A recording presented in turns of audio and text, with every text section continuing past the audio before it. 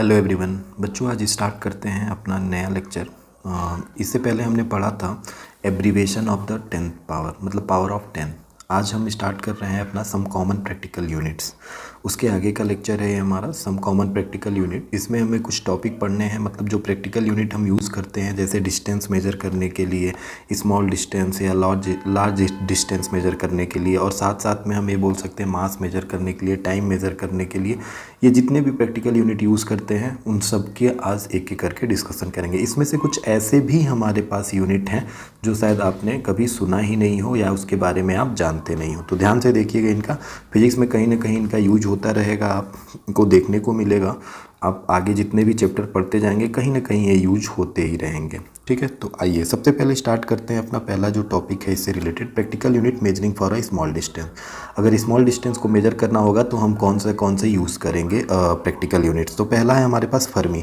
बच्चों फर्मी जो होता है न्यूक्लियर साइज मेजर करने के लिए यूज होता है, बहुत छोटे से डिस्टेंस को मेजर करने के लिए इसको हम करते हैं। इसको फेमोमीटर भी बोला जाता है, फेमटोमीटर के नाम से ये जाना जाता है। फेमटोमीटर नोट करते चलिएगा, इसको फेमटोमीटर के नाम से भी ये जाना जाता है। नेक्स्ट है हमारे पास एंगस्ट्रॉम। बच्चों एंगस्ट्रॉम भी बहुत छोटी यूनिट्स है, ये वेवलेंथ मेजर करती है किसकी, लाइट की वेवलेंथ मेजर करने के लिए यूज होता है ये। ठीक है, नेक्स्ट है हमारे पास नैनोमीटर। नैनोमीटर किसके लिए यूज होता है, ये भी वेवलेंथ को ही मतलब एक्सप्रेस करता है, इसको भी बोल सकते हैं कि ये सेम वेवलेंथ को ही मेजर करता है। नेक्स्ट है माइक्रोन। माइक्रोन को हम माइक्रोमीटर के नाम से भी जानते हैं और ये भी बहुत छोटी डिस्टेंस मेजर करने के काम आता है हमारे पास। और किसकी वैल्यू क्या होती है ये सामने आप देख रहे हैं, इसको आप रीड कर लीजिएगा। वन जो हमारा फर्मी था उस वन फर्मी की वैल्यू ये थी हमारे पास, इसी तरह वन एंगस्ट्रॉम की वैल्यू हमारे पास ये है, वन नैनोमीटर की वैल्यू ये है, एंड वन माइक्रोमीटर की वैल्यू 10⁻⁻⁶ है। क्लियर है। चलिए नेक्स्ट हम बात कर लेते हैं हमारे practical unit measuring for a large distance. तो बच्चों लार्ज डिस्टेंस मेजर करने के लिए आपने सबसे पहले तो लाइट ईयर सुना होगा। लाइट ईयर जो होता है वो सबसे लंबा डिस्टेंस मेजर करने के काम आता है। तो बच्चों इस लाइट ईयर में वैल्यू मतलब क्या होती है, कुछ ना कुछ तो होगी। तो देखो एक लाइट ईयर जो होता है वो होता है speed of light in a vacuum into 1 year. तो स्पीड ऑफ लाइट आपको पता है कितना होता है, 3 × 10⁸ मीटर पर सेकेंड। और 1 ईयर को टाइम में चेंज कर सकते हैं, इसको चेंज कर लेंगे अगर हम बात करें तो टाइम को। तो ये यहाँ पे देखो 1 ईयर से मल्टीप्लाई करना होता है, तो 1 ईयर को मल्टीप्लाई जब कर देंगे उसमें तो 1 लाइट ईयर की जो वैल्यू आती है वो आती है 9.467 × 10⁻15 मीटर। ठीक है, तो इसको याद रख लीजिएगा, 1 light year is equal to कितना हो जाएगा, 9.467 × 10⁻15 मीटर। नेक्स्ट है एस्ट्रोनॉमिकल यूनिट। एस्ट्रोनॉमिकल यूनिट क्या होता है बच्चों, एस्ट्रोनॉमिकल यूनिट भी हम यूज़ करते हैं क्या, डिस्टेंट मतलब प्लैनेट्स को मेजर करने के लिए। मतलब अर्थ से हम बोल दें ये हमारा अर्थ है, इस अर्थ से अगर सन को डिस्टेंस को मेजर करना हो तो सन के डिस्टेंस को मेजर करने के लिए जो यूनिट यूज होगी उसको हम बोलते हैं एस्ट्रोनॉमिकल यूनिट, AU से रिप्रेजेंट होता है ये। क्लियर है इतना। चलो तो इसकी वैल्यू जो होती है 1 AU जो होता है वो होता है 1.496 × 10⁻11 मीटर के इक्वल। क्लियर है इतना। तो ये 1 AU की वैल्यू हो गई 1.496 × 10⁻11 मीटर। आई होप ये भी क्लियर हो गया होगा। नेक्स्ट है पारसेक। बच्चों पारसेक जो होता है हमारे पास ये किसकी यूनिट होती है, ये भी डिस्टेंस मेजर करने के लिए होती है। लार्जेस्ट प्रैक्टिकल यूनिट है for distance measurement. It defined as the distance at which the arc of length 1 metre. नीचे आप देख सकते हैं, यहाँ मैं पढ़ दे रहा हूँ।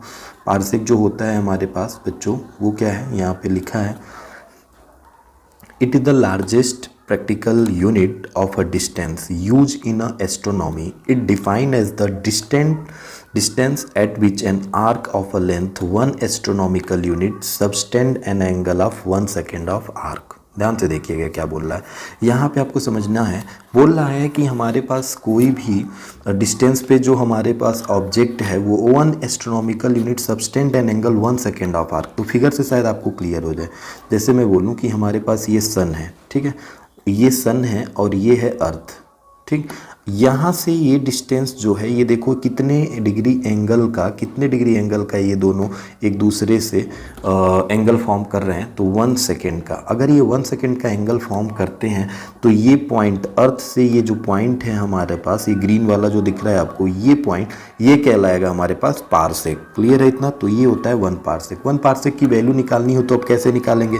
तो भाई ये हमें पता है कि देखो ध्यान से, ये जो एंगल था हमारे पास 1 सेकेंड, इस 1 सेकेंड को हम क्या बोल सकते हैं? एंगल है। तो एंगल की वैल्यू कितनी होती है हमारे पास? एंगल की वैल्यू हो जाएगी theta is equal to arc की लेंथ अपॉन रेडियस, ये होती है। तो ये फॉर्मूला हम यूज कर लेंगे। देन यहाँ से हम यूज कर लेंगे आर की वैल्यू निकाल के, तो आर इज इक्वल टू क्या हो जाएगा? एल अपॉन थीटा हो जाएगा। क्लियर है इतना? L upon theta. यहाँ से 1 पारसेक की वैल्यू कितनी अब निकल के आएगी? तो 1 पारसेक की वैल्यू हम निकालना होगा तो हम बोल देंगे 1 AU अपॉन 1 सेकेंड। 1 AU क्या था? आर का लेंथ था, और 1 सेकेंड क्या था? एंगल था। तो 1 AU की वैल्यू कितनी है? 1.496 इंटू 10⁻11 मीटर। और 1 सेकेंड की जो वैल्यू है वो है हमारे पास कितना? रेडियन में चेंज करना है ना, तो 1 सेकेंड को चेंज कर लेंगे 1/3600, और रेडियन में चेंज करने के लिए पाई/186 में मल्टीप्लाई कर देंगे। अब इस पूरे वैल्यू को जब सॉल्व करेंगे तो हमारे पास ये निकल के आने वाला है 3.08 इंटू 10⁻16 मीटर। क्लियर है इतना? तो ये हमारी वैल्यू हो गई 1 parsec is equal to 3.08 into 10⁻16 metre, जो अप्रॉक्सली इक्वल होता है किसके? 3.26 लाइट ईयर के। क्लियर है इतना? तो पारसेक थोड़ा ध्यान से देख लीजिएगा, एक बार इस वीडियो को रिवाइंड करिएगा, क्लियर समझ में आ जाएगा, कोई बहुत ज़्यादा टिपिकल नहीं है। ठीक है, बस यहाँ पे कैलकुलेशन अपने मन से कर लेना बच्चों, ये जो कैलकुलेशन है इसको कर लेना। और 1 सेकेंड को ये चेंज किया गया बच्चों रेडियन में, क्योंकि 1 पारसेक जो है ना एक मेनली हमारे लिए यहाँ पे डिस्टेंस है। तो ये तो 1 सेकेंड एक एंगल है ना, तो एंगल को डिस्टेंस में चेंज करने के लिए उसने रेडियन से मल्टीप्लाई कर दिया यहाँ पे। तो 1/36 इंटू पाई/180 से मल्टीप्लाई हो गया। क्लियर है इतना? चलिए, तो ये हमारे कुछ थे अब डिस्टेंस मेजर करने के लिए। अब नीचे आते हैं प्रैक्टिकल यूनिट एरिया मेजर करने के लिए।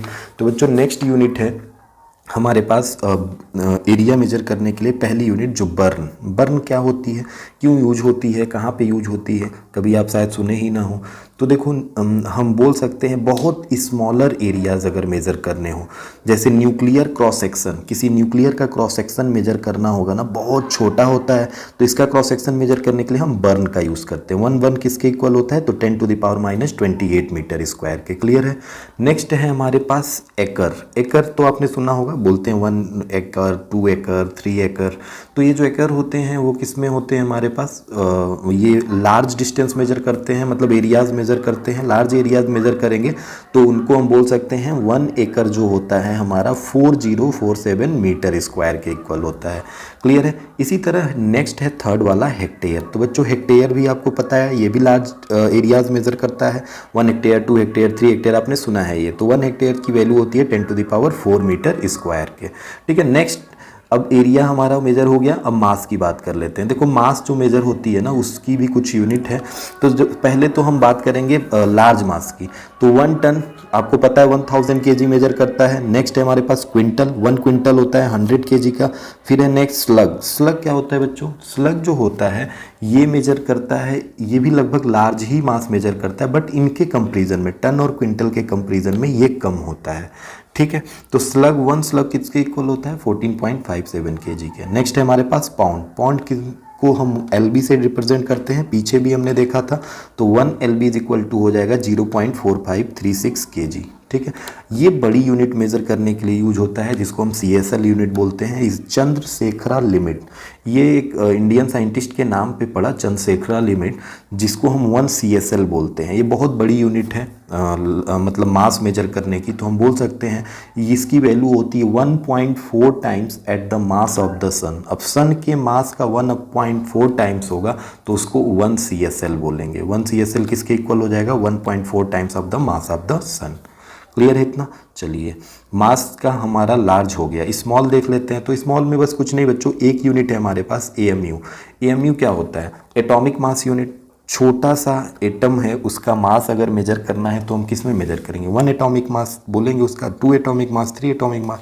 तो एटॉमिक मास यूनिट होती है। तो 1 एटॉमिक मास यूनिट जो होती है वो किसके इक्वल होती है? तो आपको पता होना चाहिए 1/12 of the mass of 1 carbon atom. एक कार्बन एटम के 1/12 पार्ट के इक्वल होता है 1 AMU। 1 mu किसके इक्वल होता है, तो 1/12 of the mass of 1 carbon atom. Clear है इतना, ठीक है। नेक्स्ट है practical unit for measuring a time. इसमें कुछ चीज़ें आपको नहीं मिलेंगी। Practical unit for measuring a time मैं पढ़ रहा हूँ, आप ध्यान से सुनिएगा। पहला है सोलर डे। सोलर डे क्या होता है, it is the time taken by the earth to complete one rotation about its own axis with respect to the sun. मतलब अपने एक्सिस पे एक रोटेशन अगर कंप्लीट कर लेता है अर्थ, ठीक है, किसका, सन का। सन का एक रोटेशन कंप्लीट कर ले अर्थ, तो क्या कहलाएगा वहाँ पे, सोलर डे कहलाएगा, ठीक है। नेक्स्ट है सेड्रियल डे। सेड्रियल डे क्या होता है, तो बोला it is the time taken by the earth to complete a one rotation about its own axis with respect to distant star. यहाँ पे बात हो रही है किसकी, डिस्टेंट स्टार की। यहाँ पे सन की बात उसने नहीं बोली। तो अगर किसी स्टार का अर्थ अगर अपना एक रोटेशन कंप्लीट कर लेता है अपने ही एक्सिस के अलोंग या अपने ही एक्सिस के रिस्पेक्ट में, तो हम बोलेंगे उसको सेड्रियल डे। क्लियर है इतना। नेक्स्ट हमारे पास क्या आता है, नेक्स्ट आता है सोलर ईयर। तो बच्चों सोलर डे से मिलके ही सोलर ईयर बना होगा। एक ईयर होता है 365 दिन अप्रॉक्स, आपने यही सुना है। तो एक सोलर डे है, ऐसे करके बहुत सारे सोलर डे होंगे। तो जब पूरा एक रिवॉल्यूशन कंप्लीट हो जाएगा हमारे पास, तो क्या हम उसको सोलर डे में डे जो था वो ईयर में चेंज हो जाएगा। तो वही बात बोल रहा है कि one revolution completed by the earth around the sun. Sun का जब एक रिवॉल्यूशन कंप्लीट कर लेता है तो वो कहलाता है सोलर ईयर। एक सोलर ईयर किसके इक्वल होता है, तो 365.25 एवरेज सोलर डे के इक्वल होता है। क्लियर है इतना, याद रखना। नेक्स्ट है लिप ईयर। तो बच्चों लिप ईयर भी आपको पता होगा। लिप ईयर क्या होता है, the year which is divisible by 4। अगर 4 से डिवाइड कर दोगे तो किस में चला जाएगा, लिप ईयर में चला आएगा। मतलब कोई भी ऐसा नंबर जिसको अगर आप डिवाइड करते हो वो किस में आ जाता है, पूरा कट जाए, किससे डिवाइड करना है, 4 से, तो वो क्या कहलाएगा, लिप ईयर कहलाएगा।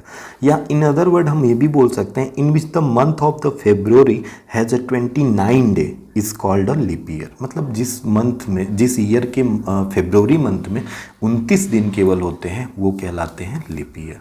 नेक्स्ट है लूनर मंथ। बच्चों लूनर मंथ भी आपके लिए नया है। क्या होता है lunar month, time taken by the moon to complete a one revolution around the earth in its orbit one lunar month. ठीक है, मतलब मून जो कंप्लीट कर लेता है एक रिवॉल्यूशन अर्थ के ऑर्बिट में, उसको हम क्या यहाँ पे बोल रहे हैं, लूनर मंथ बोल रहे हैं। एक लूनर मंथ कितने इक्वल होता है, 27.3 डे के। एंड लास्ट है आपके पास टाइम के हिसाब में सेक। वन यहाँ पे बोला है सेक जो होता है ना, 1 सेक, इसकी वैल्यू होती है 10⁻⁻8 सेकेंड की। ठीक है, 10⁻⁻8 सेकेंड की। नेक्स्ट देख लेते हैं हमारे पास प्रेशर की कैसी यूनिट है, प्रैक्टिकल यूनिट।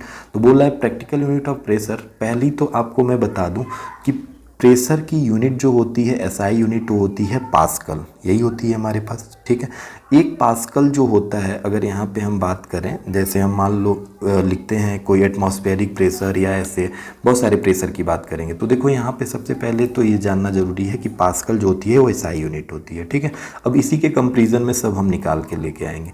तो एक बार सबसे पहले आपने देखा होगा बार, जैसे आपने वॉच देखा होगा ना, रेस्ट वॉच, आपने घड़ी पहनी होगी अगर स्पोर्ट घड़ी, तो आपके घड़ी के पीछे डायल पे आपने देखा होगा कुछ ऐसे सिंबल लगे होंगे, ऐसे बने होते हैं।